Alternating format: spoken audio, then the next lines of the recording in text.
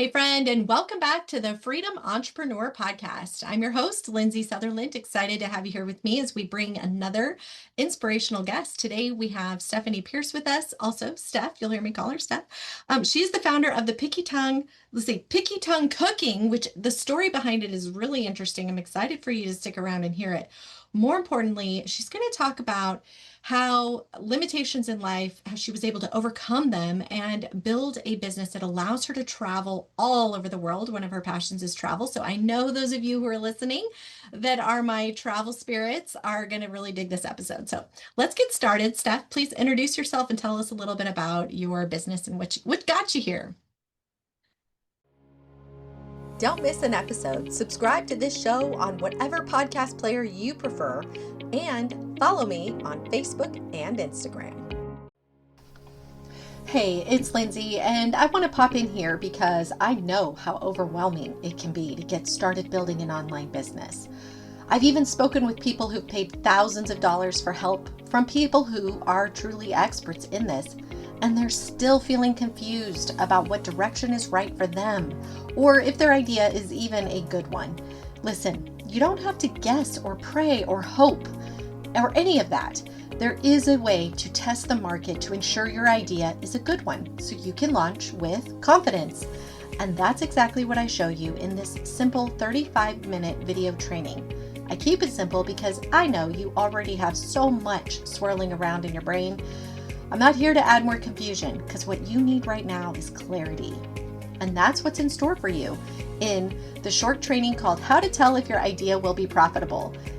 Access the video right now by texting the word freedom to 55444. Stop guessing and start taking strategic action. Text freedom to 55444. All right, back to the show. Fair enough. Well, thank you so much for having me. I really appreciate your time and energy. I think what you do is amazing. Thank you. So my name is Stephanie, and I started Picky Tongue Cooking during the pandemic because we all had to have our projects, of course. And it began with a book, called Picky Tongue the Cookbook, and so that's essentially my culinary autobiography. So that was like a place where I sort of poured my heart and my story into essentially like recipes, and then each recipe had like a story about exactly why, where it came from, etc. And this was when I was living in Tel Aviv, and I lived there for a few years, and there was this block of time, of course, where I was home, like if we were all home. And then I was like, okay, now that we can, and then once mass came off, etc., I began teaching cooking initially as part of my thesis project for my master's degree, which kind of fizzled out because time, energy, etc. La di da, fine. But essentially teaching and cooking is something that I've always really enjoyed doing, and I wanted to, um, in its essence, pursue it as much as humanly possible. So my business basically is like a sort of two-pronged situation wherein I am teach cooking to people who are neurodivergent like myself. I have dyspraxia and I have bipolar disorder as well. But I teach cooking to people as well who are more on the neurotypical side of things. And then I write my books. I'm in the process of writing currently my fourth cookbook, which is something it's a bit different than what I've done before. This book is going to be called Picky Tongue Sassy, and this one is a different game. It's pretty cheeky. It's like aphrodisiac cuisine matched with like stories about like raunchy sex encounters, and it is super fun.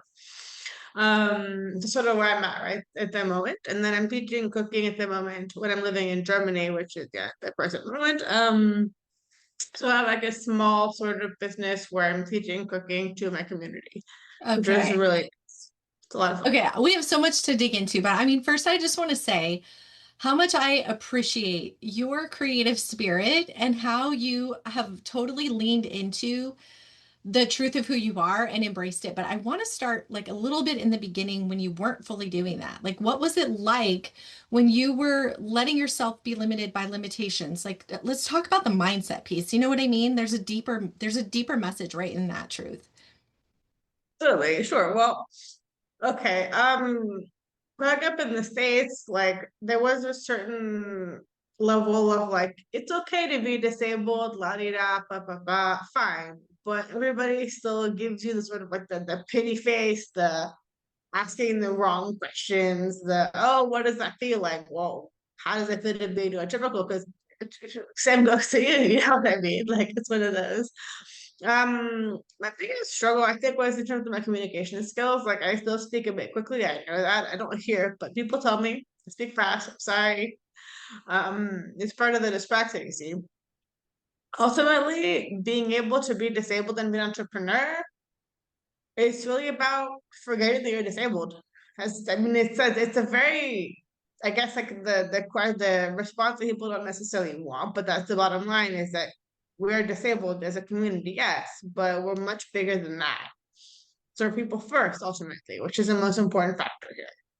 I, Like, I love that. I just think that's such, what is so, in a way, a beautiful silver lining, I think, is the fact that when listening to your journey, and I read, reading your bio ahead of time, I'm like, wow, in a way, this might sound even crazy to say, but it's almost a blessing because you had something had physical something. you could look at and say, I don't, this is just this, you said it yourself, you set it aside, just like you were explaining.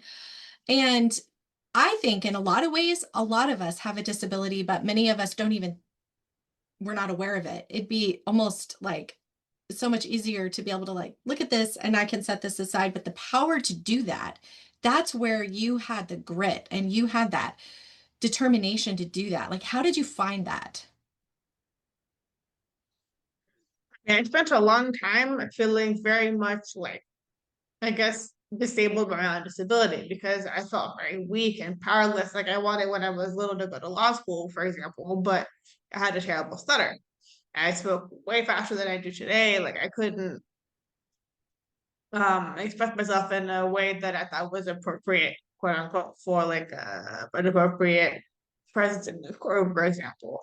And that really was just a matter of like waking up one morning um when I published my first book and I was just like, you know what, I can do this. And then I started doing a couple different like podcasts and such. And the first one was a little crazy because I couldn't speak properly. I was still kind of on that cusp. Um, and then in terms of, I suppose a relatively important aspect of it was being able to manage my emotions because yes, dyspraxia is something that in my case hinders some aspects of my person, but the bipolar disorder comes in and plays a different game altogether. So when you couple the two, you're looking at a very sort of like a complicated aspect of an individual. And being able to manage my emotions and my moods, and I tend to be a very impulsive person. That's part of why my story is the way that it is.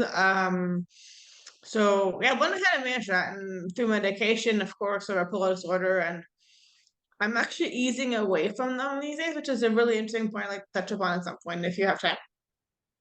Yeah. Um, but yeah, it's really just about hearing. Okay, one thing. Okay, there's one anecdote that's more specific, I suppose. With my friend who I met when I was living in Israel, he came from Venezuela and he had come right at the time where that country was just destroyed financially and such and such. He tells me, Stephanie, you're from the States. You grew up in a decent family. You never had to like go hunting for food because there was none. You never had to deal with this. But you let yourself and your disability identify so much of your person. Like first thing you told me was I have dyspraxia. Like I don't care. I want to know who you are as a person. And that was in 2017, I believe. And that was like a sort of adulting moment.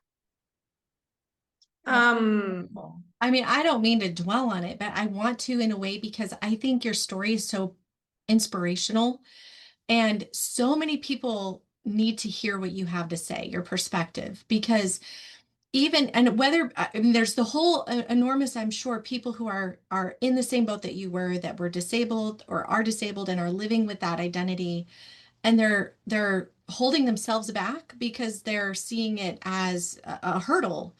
And then on the flip side, there's the people who may not have that type of thing, who are giving ourselves a story, and we can listen to your story and think, wow, I actually can do this. She could do that. I could do this. So that's the only reason. And I appreciate you going into that because I don't know. I feel like this whole podcasting thing is really a way for people to hear a story, to hear a piece of truth, and to say, wow, my goodness, what an amazing woman. And if she could do that, then I could do that. And so thank you so much. Like, I think that is just such a profound mindset piece. I wanted to make sure we really tackled it. And I have to give you props because that is just a powerful thing for you to sit in that space. And cool as heck that you got to go to Israel to like you got to go all the way to Israel. How many countries have you been to? I lost track. I think I'm around 35, Oh give or take. my gosh, that is so bad. Okay, quick side story. What has been your favorite? Like, do you have a favorite? Ah, that's a difficult question. I mean, I've liked everywhere that I've been to, for different reasons. Honestly, like every country has something beautiful to offer. Like I really feel like you meet great people. Like as a chef, the food in most countries is extraordinary. Um, One place I didn't enjoy eating actually was Puerto Rico colony, I know, but still Oh, hope you Puerto can. Rico. I've been there That and was I the probably didn't one get place. as much immersion into the culture as you did because I was only there for like a couple nights. But that is a cool place to go check out. And what a neat thing too. Do you make a point of like learning the food and the food like everywhere you go and do you incorporate that into your teaching? So I mean, like I'm a complete and utter sponge for all the just food in life. I mean, like whenever I travel, I spend half my time eating. And if I can like meet locals and if I meet to the house for dinner, I'm just over the moon. Like the dream right there. It's super cool. No, I'm very much like I absolutely love to learn new cuisines. Like whenever I'm teaching, like whether I do it, I mean, I have a base for just about every world cuisine already in my pocket. And then when I'm preparing for a lesson, like when I'm doing these days, I'll just like if I can go to the country, fantastic. I'll go for a couple days. I'll just eat everything inside, buy a book, and then I'll do a bunch of stuff around that. Do nothing with that cuisine for months on end, and then I just have it perfectly, and then I can go teach it, and it's absolutely free. Oh, what a cool thing. I just love that. Yeah. Okay. So let's dig into your business. So this person in Israel, awesomely good friend, calls you out, helps you reset your mindset, and now you're like, okay, I'm going for it. What was your first step? Well, I wanted to write a book for a while, and that was essentially what happened first. Like that took some time. I didn't really know what I was doing. I did everything myself except for the pictures. I hired a friend. That was fine. La di da. Um, but then yes, I wrote the first book, and then at first I was going for like a regular publishing system, but because this was pandemic, so they weren't really working properly, so I ended up going for Amazon, which is a perfectly reasonable way of doing these things, as I learned later. I had to do it a little bit wrong to learn to do it right. It was one of those. But yeah, so Do you that's still what it was. publish on Amazon now, or have you found another way of going about it? I have three books on Amazon, and then the book I'm working on now is going to be with a more official publisher, just because I don't have the energy to deal with the marketing. Like I do work, and I have a lot going on in my life in general to also deal with marketing and stuff like that. And it's not Okay. my game. Honestly, Yeah. it's really not. It's probably the issue that I have the most struggled with in my business right now is not knowing how to sell myself properly. That's sort of where I struggle because yes, I I think I've overcome a lot, but imposter syndrome is a very real thing. Like it happens to all of us, and I think for me, it's very much like waking up in the morning being like sort of like I said, forgetting, if you will, that I'm disabled and I do my thing in la di da. I need to stop saying that actually. Realizing this now. Anyway, but yeah, so how do I put it? It's so yes, that was the first step, like I said, right in the first book. And Okay. then And what like I remind me was again, what was the first book called? picky tongue in the cookbook. And then my Oh, then that second was book the original. And then like was the what was your inspiration behind that? You said early on it was for neurodivergent. Is there a reason you came up with the name Picky Tongue? That's actually a funny story. So in 2014, I was finishing off my undergraduate degree in communicative disorders, and I wanted to write a blog. Now, this is before blogs were what they are today. Like they were very much like aha sauce. So I told my friend, like my best friend at the time, like I want to write a blog. He's like, I need a name. It's like, well, Steph, you're the biggest food snob we know, but we can't make it like vulgar, if you will. So we went for picky tongue, as in like the discerning palate, if you will, but keeping it sassy and cute. And there we go. That is a great name and it's memorable. Like if you said, are And like, that's I don't do marketing, but I think the name itself is so good because it like instantly pictures somebody who has a picky tongue, which there's a ton of people, and it gives them the freedom. And I'd be curious too, like when you wrote, I haven't read it. I'd love to get a copy of your book, but um, do you talk about texture? Like is texture an important piece of that, the cooking? it isn't something that I've touched much upon. No. I think it's interesting though. It's something to consider. Like a lot of people who have disabilities are quite specific with textures of food. Yeah. Um, like personally, I can get behind most things except for like liver and stuff like that because it's got that funky, spongy, nasty, yucky that we can't deal with, honestly. Yeah. I don't have much of a I problem haven't with even been brave enough to try that. So, you know what? Do it and then tell me how it goes for you. I would love okay, to hear your okay. experience. I should because it's such a healthy food. You know, everybody's like, It's it's great for you. Like, I healthy. mean, offal is Yeah. super good for you. Like, it's super good for you in general to eat organs, but it's not my favorite in general. I'm not gonna lie. Well, We the like reason it. I asked about Animals. that specifically is because I've noticed with all my kids and even my husband, which this was never a thing for me, I prefer savory, flavorful food as far as that goes. Like, obviously, most people don't want to eat bland food, but the people in my house that have the most picky tongue it's always about the texture. It's like, it's not so much I don't like stewed tomatoes, mom, because I like tomatoes on my hamburger. I just don't want them cooked in chili. You know what I mean? And so my husband won't mix beans with rice. I'm like, that's so weird because beans and rice go together, in my head. Seems.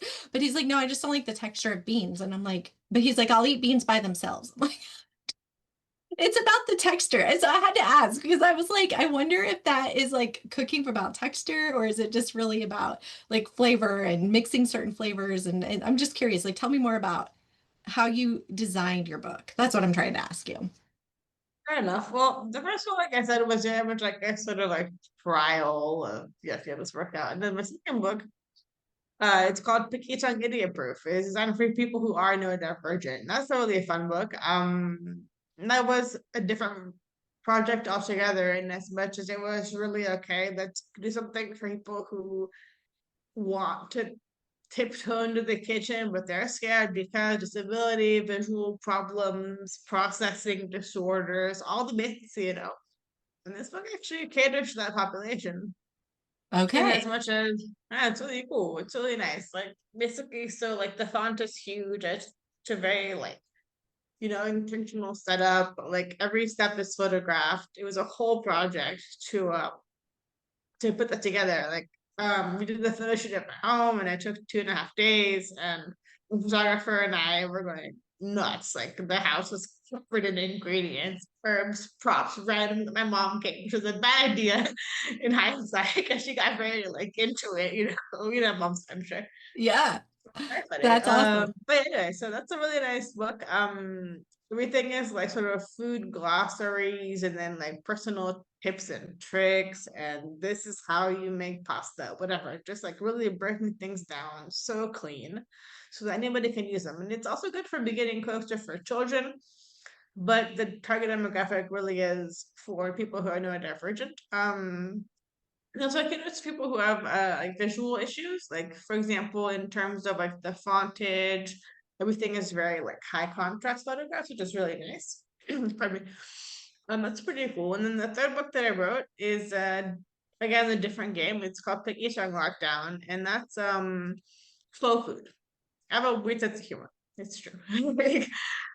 So it's like food that we spent so long cooking during the pandemic. So I actually began that book during the pandemic, and then I was like, whatever, forget about it. It's on the back burner. And then when I moved to France, I had some time at one point because I wasn't working.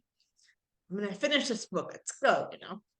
And that was really nice. It's a go project as well. That's neat. That's really fun. Well, and also one thing I learned, I mean, you described it too. So my son, I didn't tell you this, but my son is is also neurodivergent. And there's been a few things I've learned just in being his mother.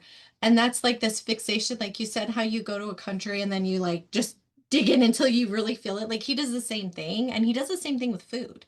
He'll eat that way where he'll like make one huge batch of food and he'll eat the same thing all week long. And I'm like, oh, interesting. Like that isn't something that most people do. Like we'll make something new for dinner, maybe have it for leftovers the next day, but like that's it. Nobody really wants leftovers. No, he'll commit to this. He's like, this is my thing for the week and that's it. And I actually think that's a really smart way of doing it for him as a student, and he works. He doesn't work full time, but he has a job and he's still in high school, he's a senior. But he makes his own food and he batches it for like a whole week. He makes himself breakfast and lunches. And sometimes he'll even eat that for dinner. I'm like, man, could you imagine eating the same thing every day for like 5 days straight? That's what he'll do. And he'd rather eat his food than mine, you know? So So I'm like, it's all good, it's his way. And that's what I thought was so cool about that, because it's kind of exactly what you described. Like you lock yourself in, you're gonna cook this one thing for however long it takes you to master it. That's essentially what he would dig that book. I'm gonna probably get that for him. Okay, so I also really admire how your books are like a series. They're all the Picky Tongue series. Like it's such a class act. Like you've done a great job with that branding. I just think it's fantastic.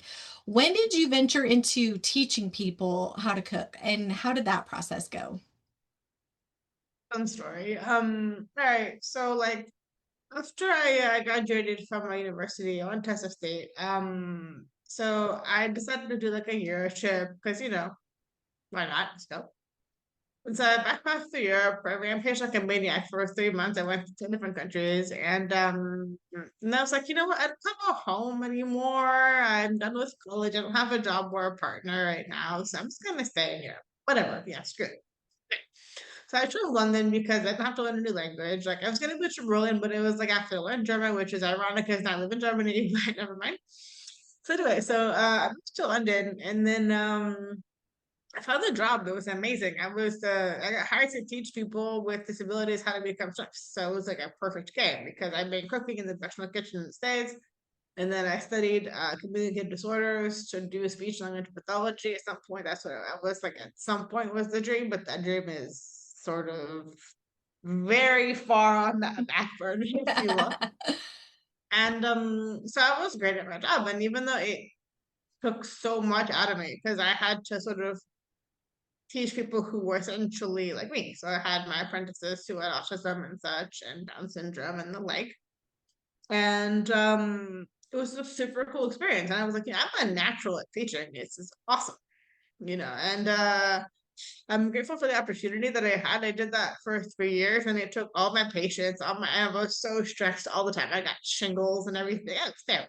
In terms of my health, it really suffered because I put so much of my person into my work. But it was a terrific time in Bash because I got to travel a bunch because this is at the time where like living in the UK was pre-Brexit and I'm half French, so I just got to walk in. Hi, I live here now. And I got to travel a bunch because this was at the time where you could take like a budget airline flight for like £20, $20 give or take, and it wouldn't get you to as far as like say Romania if you wanted to go down there. So I traveled a lot, and I that was sort of where I got my like I traveled before that, mind you, but not as much as I do now and did that for sure.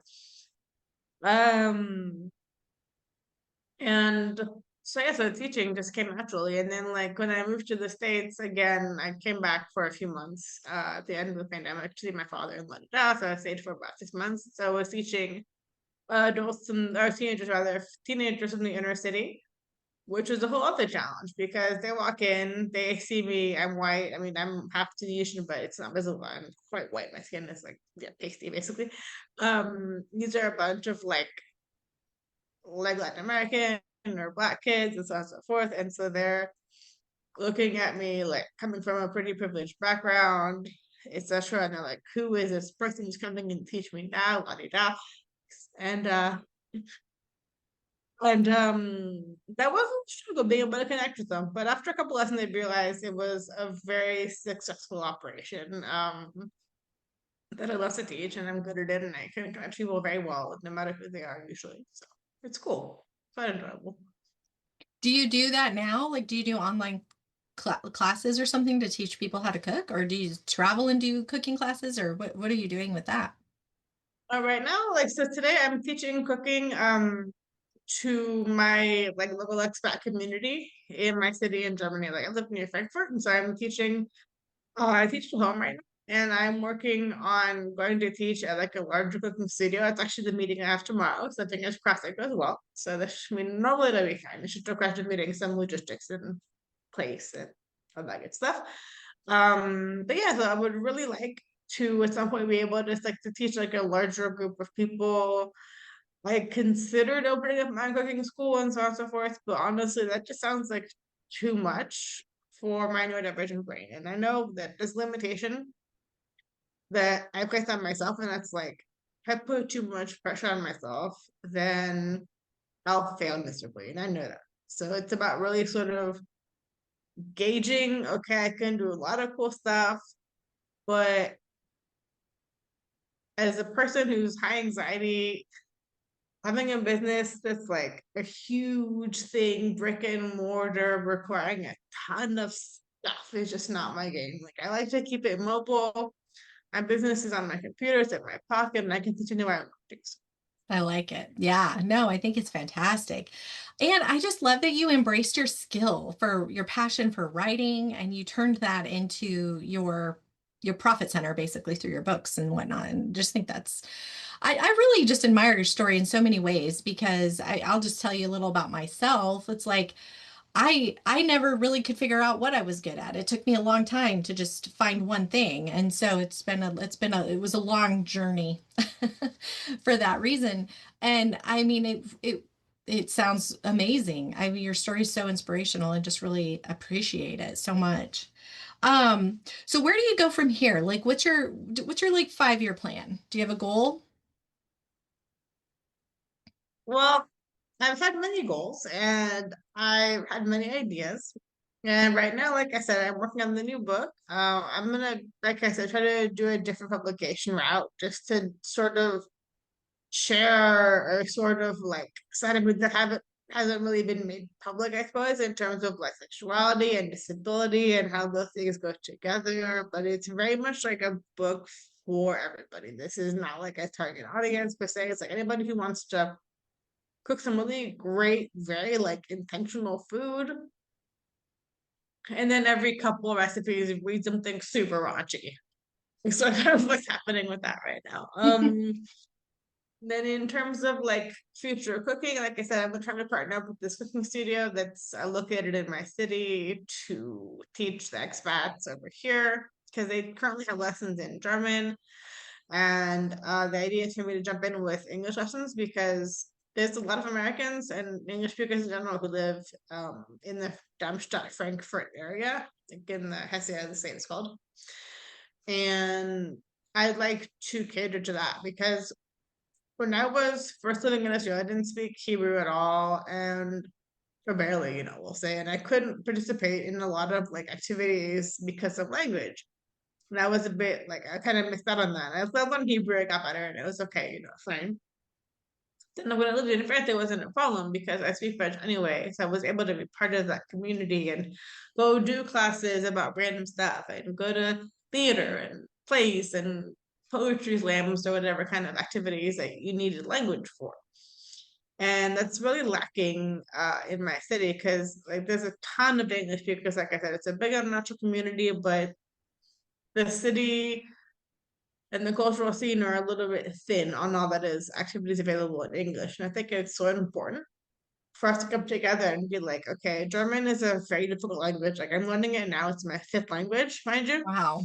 So it's a lot of real estate in my head in terms of like linguistic aptitude now. Like it's a lot. Yes.